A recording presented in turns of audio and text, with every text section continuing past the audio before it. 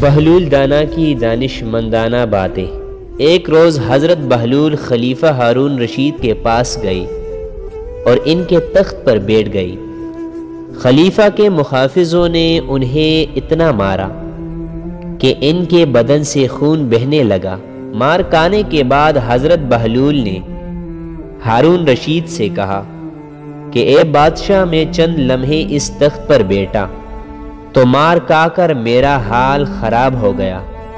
تم یہاں ایک مدت سے بیٹھے ہو، تمہارا تو جڑ جڑ توڑ دیا جائے گا۔ میں نے ایک لمحہ بیٹے کی سزا بھگت لی، اب تمہیں اس تخت پر اتنی زیادہ دیر بیٹھنے کی جو سزا ملنے والی ہے، اس کے لیے تیار ہو جاؤ۔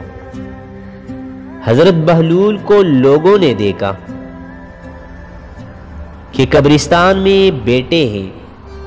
لوگوں نے پوچھا کہ یہاں کیا کر رہے ہو؟ انہوں نے کہا کہ میں ایسے لوگوں کے پاس بیٹھا ہوں جو مجھے آزار نہیں پہنچاتے۔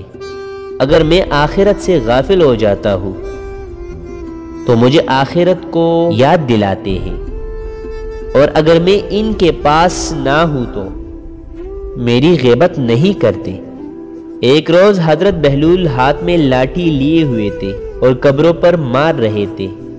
لوگوں نے پوچھا، اے دیوانے، ان قبروں نے تیرا کیا قصور کیا ہے کہ تو انہیں لاٹھیوں سے مار رہا ہے؟ انہوں نے جواب دیا کہ یہ لوگ دنیا سے چل گئے ہیں، بے حد جھوٹے تھے۔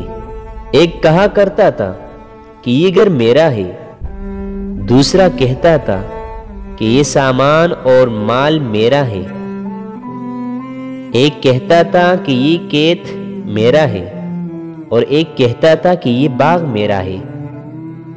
خدا کہتا تھا کہ تمہارا یہ دعویٰ جھوٹا ہے، یہ سب چیزیں میری ہے، تمہاری ملکیت نہیں ہے۔ کہتے ہیں کہ امام احمد اکثر بشرا حافی کے پاس جایا کرتے تھے اور ان سے بے حد عقیدت رکھتے تھے۔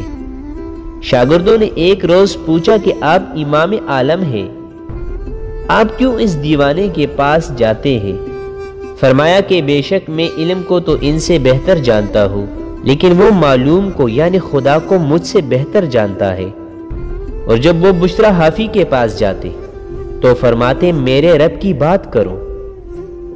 کسی نے امام حنبل سے پوچھا کہ محبت کیا ہے؟ فرمایا کہ بشرا حافی سے پوچھو۔ جب تک وہ زندہ ہے میں ان معاملات میں خاموش رہوں گا۔